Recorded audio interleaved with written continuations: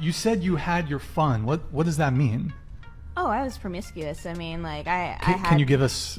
Do you want a body count? Body count, sure. Let's do body count. 50 men and then about 10 women. Run, Forrest, run! Body counts. Who's counting? Who cares? Let go. Why are you so concerned? Exactly what are you comparing it to? And why is it so important? I don't know where you get these people from. Sometimes I think it's drugs. So I don't know who needs to hear this, but if you didn't finish, you literally don't have to add them to your body count. Emotional, damn it! Do not ask me for my body count. Oh, Lord. Don't do it. Electric chair. I swear to God, I hate that fucking question. I think it's so stupid. It adds absolutely no value to the conversation. Stupid. And I'm not even like implying that it's a number that I don't want to talk about. I literally do not care. Stupid. I do not tally the experiences that I have with people that are intimate. That is absolutely just so ridiculous. I am dead serious. I'm gonna start saying 1,364. Like, what kind of fucking question? Be more creative. Huh? There's so many other things you could ask me. Like, I don't know, what's my... I know! Man, buy a dog and die alone. No, men don't care about body count. We talking about practice. And I can speak from experience. What? Which is a lot more than yours. And frankly, I don't care if all these boys who care about body count, your feelings are hurt because you're not special and there's no woman out there holding herself just for you. The truth of the matter is you're going to come to a point in your life, probably towards your late 20s, maybe early 30s, where a woman will choose you if you're lucky enough to be chosen. Please.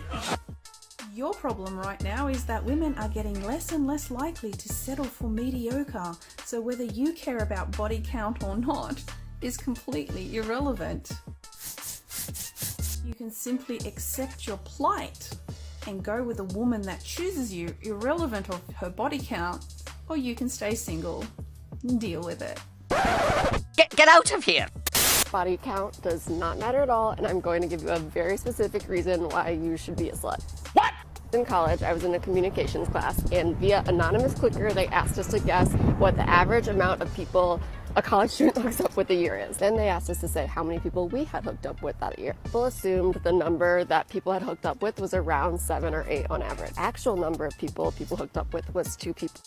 Stop the cap. Our communications professor told us this to show perception is very different than reality. So the moral of the story is to be a slut because everyone assumes you're being one anyway. Being a slut is fun, it's flirty, it's trendy, it's cool, and it's slutty.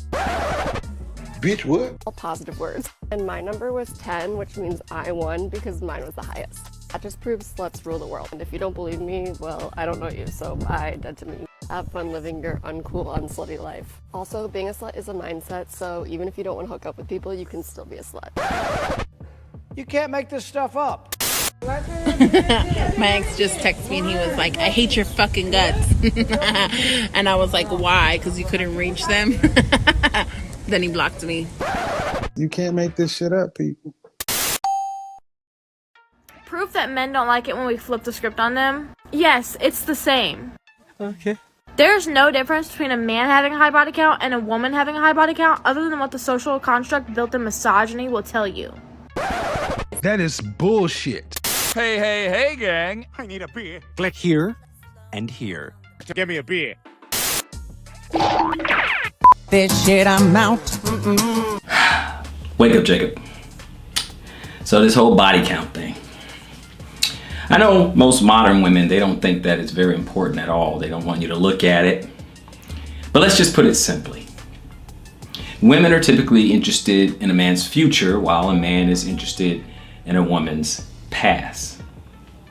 And I think one of the things that they have to realize is that not so long ago, before the advent of technology where we can test to see who's the father and that type of thing, we had to ensure maternity, right? We had to ensure that this is our child. So there's biological reasons for the reasons we feel the way we feel. If a guy can get other girls, that's a form of pre-selection. So that signals to us he could take care of those women, therefore he can take care of me too. So that's why it's attractive to us, a man that's been with more women. On the other hand, men value purity because their biological imperative was they don't want to put resources into a kid that's not theirs. And so that's why they value a lower body count, because if they want to make sure that kid is theirs. And then if you want to talk about body count, so a woman that's a virgin when she gets married, she has an 80% chance of a happy marriage within 10 years. If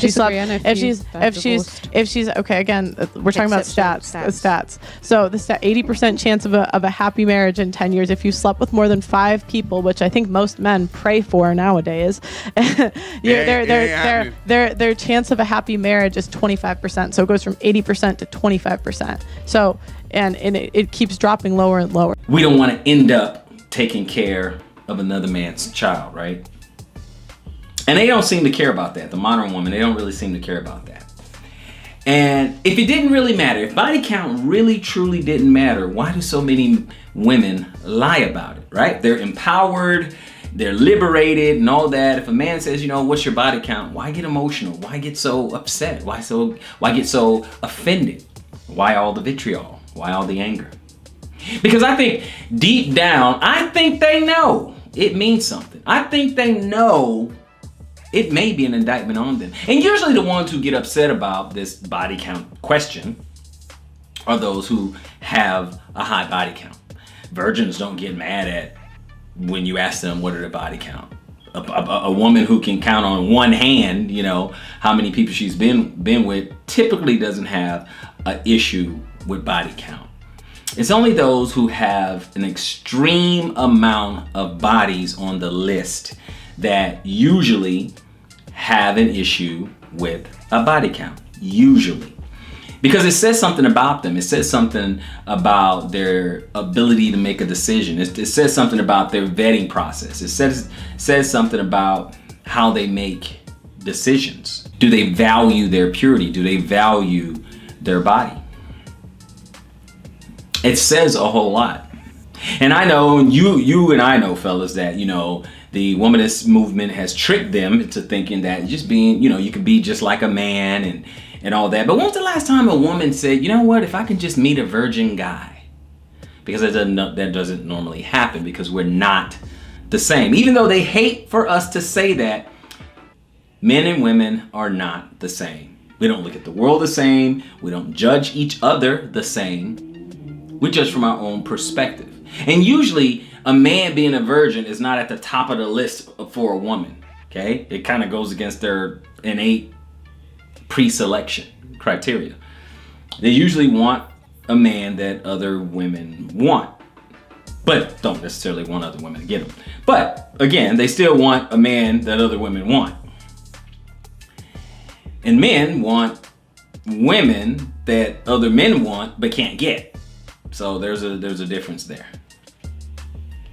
So the thing we have to remember and consider is mate selection. That's completely that's really what it's all about at the end of the day, because many men can tell you watching it, they can tell you that your life really depends, the quality of your life really depends on the quality mate you select. The person you marry is going to have a huge impact on your quality of life. How many men who, thought they were in love and got married and did the whole white picket fence and 2.5 children and a dog and all this other stuff and thought they were going to be happy, get married for 15, 20 years, and the woman steps out. And yes, I use the example of the woman stepping out and wanting to leave is because that's what happens 70 to 80% of the time. The woman initiates the divorce. And she wants to move on, and the man is left devastated. It took him 15, 20, 30, 40 years to get to where he is, and it's gone in an instant with the aid of the family courts. So, choosing the right mate is so critical to the quality of your life. In fact, you can set yourself back years and years and years, because what happens is that we move off our purpose. That's why I always say never get off your purpose. I've done that. I've got off my purpose and just wasted years. Absolutely wasted years with the wrong person. With the person who wasn't on my program. In fact, you get off your program, you get off your path, right?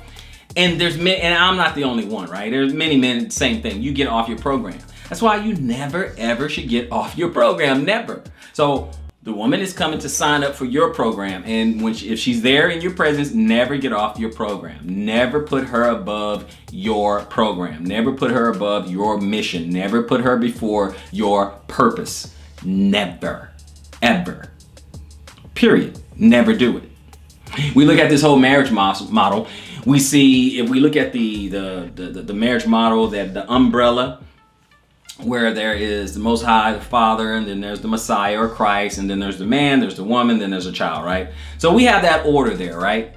So the Father is above the Messiah, right? Then never, he's not going to put anything before the Father, right? I must be about my Father's business, okay? Not my will, but thy will. Never putting anything above that, right?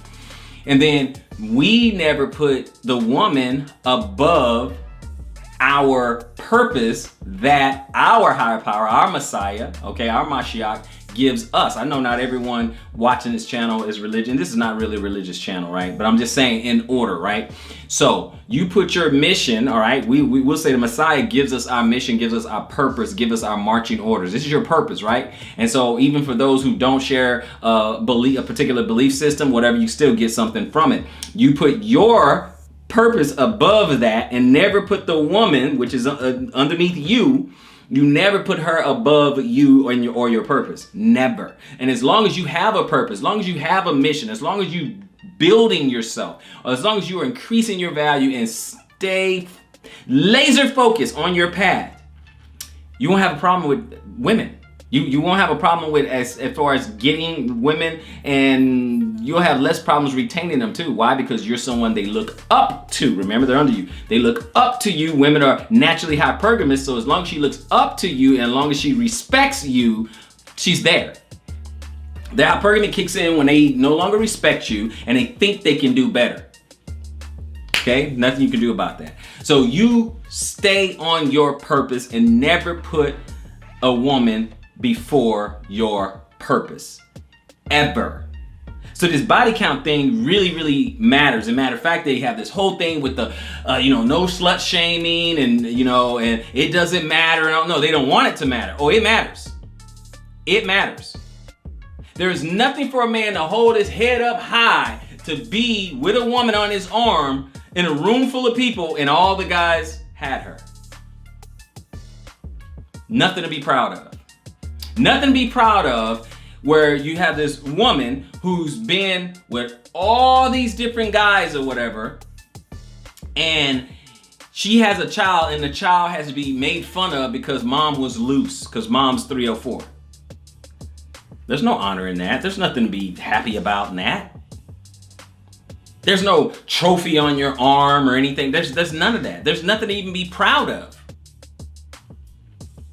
And this is what happens over and over and over. In fact, it's perpetuated. You notice that a lot of times women with low body counts or virgins, they get shamed. Although they are coveted. That's what men want. But they get shamed by women with large body counts. Because I think inside, innately, they know there's something valuable about that.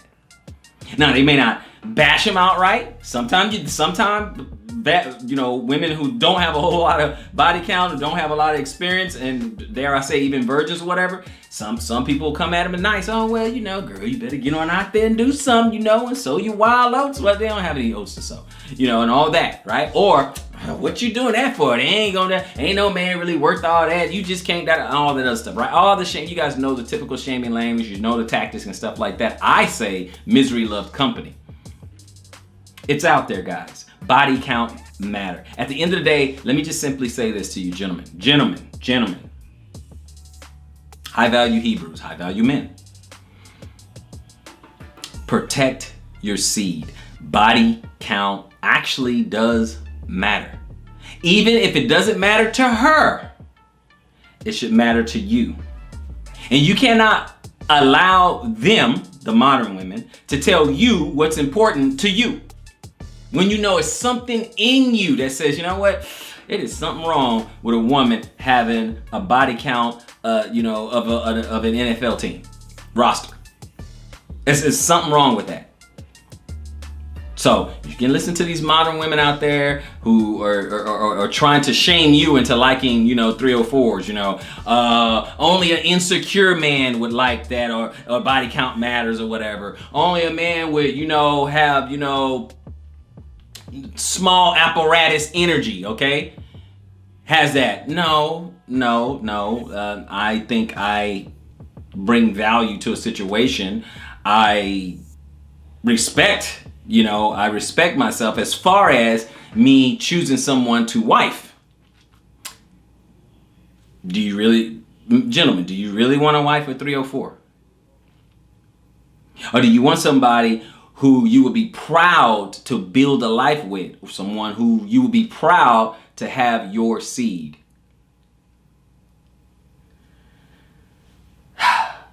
Men, pursue your purpose, increase your value, protect your seed, and move like men.